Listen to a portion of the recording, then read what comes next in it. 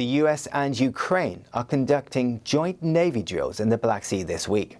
The drills are part of an annual maritime exercise, but this year they add to the mounting tension between NATO and Russia.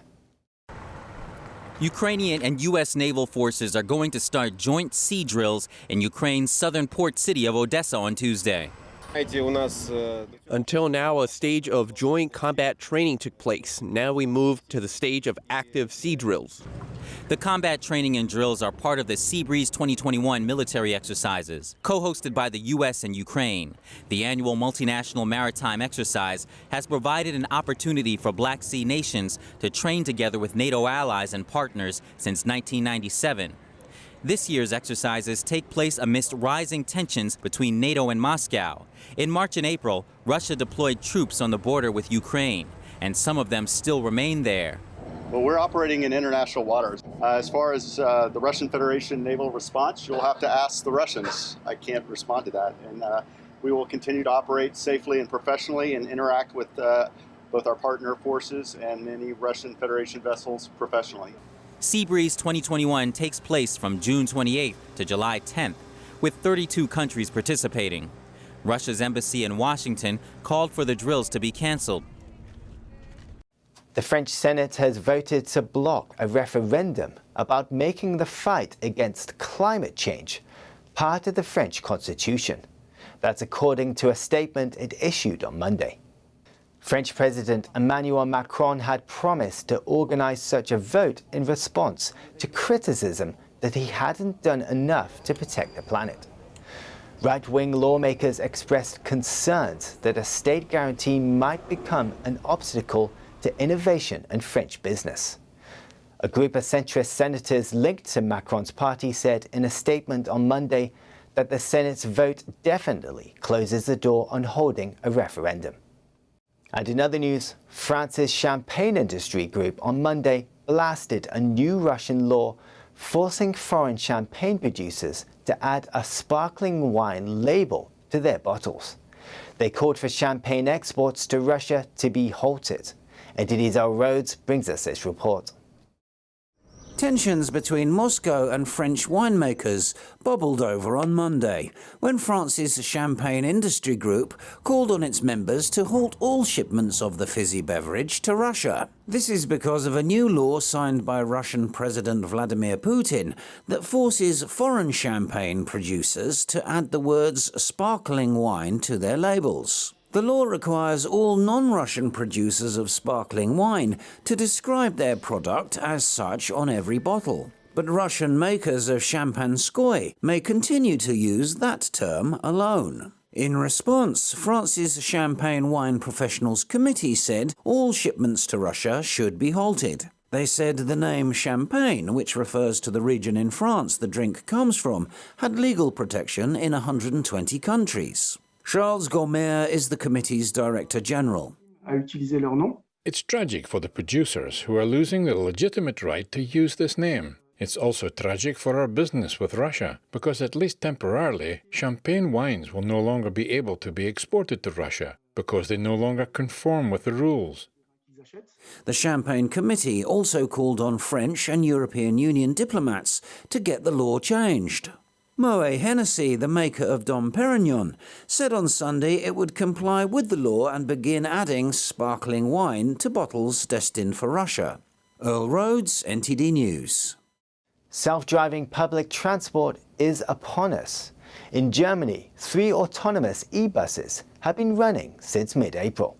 Riders can even order pickups from their smartphones. NTD's Eddie Aiken brings us the latest. In April, the German city of Karlsruhe welcomed Vera, Ella and Anna to its regular traffic flow. These are the names of 3 driverless shuttle buses, and using them needs just the touch of a button. Passengers can now book any route within the bus's test area via a smartphone app. The user has the option of interacting with our service via an app called EVA Shuttle. It's available for Android and in the App Store, and with it you can book a ride for free. The user can simply pin drop where he wants to start, where he wants to go, and then he gets suggested rides. The autonomous electronic buses are part of a model project by Germany's Federal Transportation Ministry. The concept is unique in Germany. It's based on an extended sensor design that includes a radar. It builds up a 3D image of its environment to aid navigation. For safety reasons, the shuttle bus still needs a security driver on board. Sometimes we just get problems at big intersections, or if a car is just parked wrong, then unfortunately we have to intervene. For example, it detects obstacles that are actually not an obstacle, like grass or just bumps in the road, or sometimes water spots.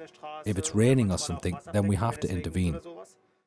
The buses have proved popular, with passengers ranging from children to senior citizens eager to try out the service.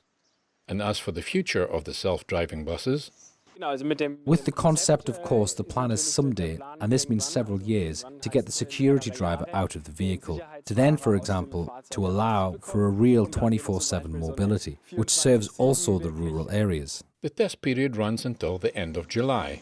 Eddie Aiken, NTD News. The world's biggest film festival is back, albeit as a smaller, mask-wearing version of its former self.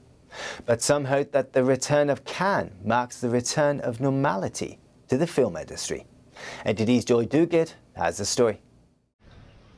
Armed with coronavirus tests and face masks, film stars are arriving in Cannes from Tuesday for the return of the world's biggest film festival.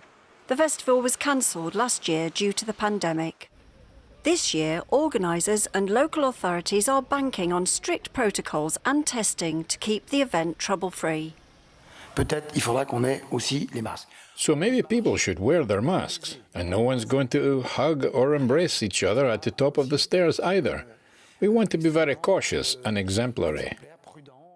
The festival also coincides this year with the start of the summer beach season, drawing thousands more visitors to the city. Local businesses are happy to see the return of much-needed tourists, especially those from abroad.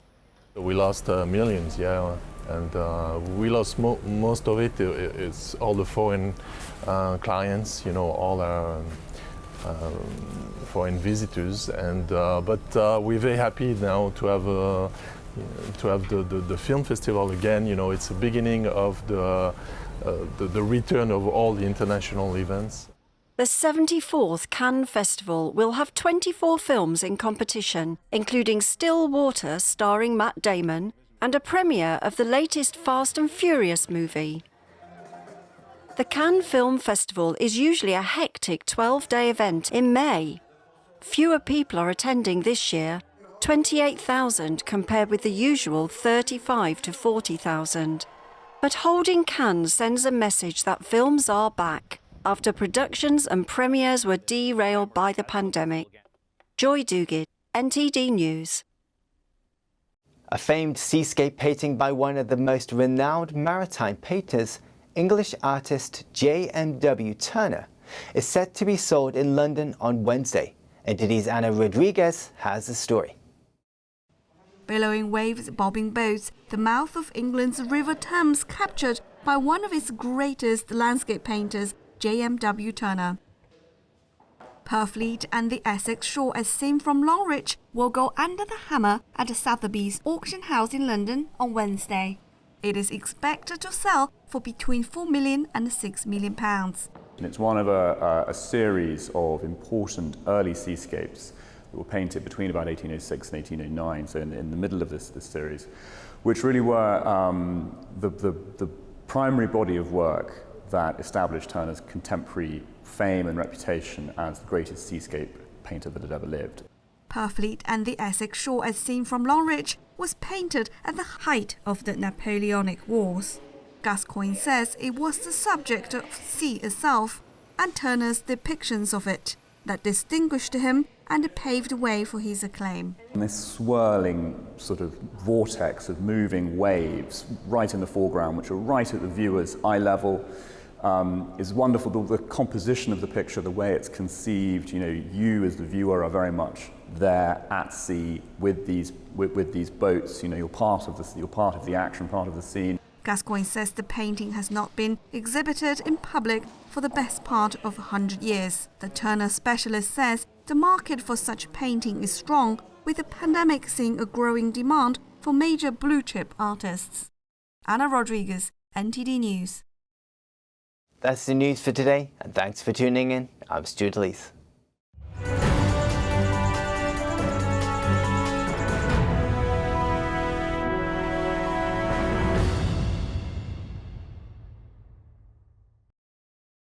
Thank you for watching our daily news show on YouTube. You can also watch our other programming on channel 190 on Sky TV or on Freeview via channel box on channel 271. In the meantime though, please give this video a like and hit subscribe to our channel. Have a good day.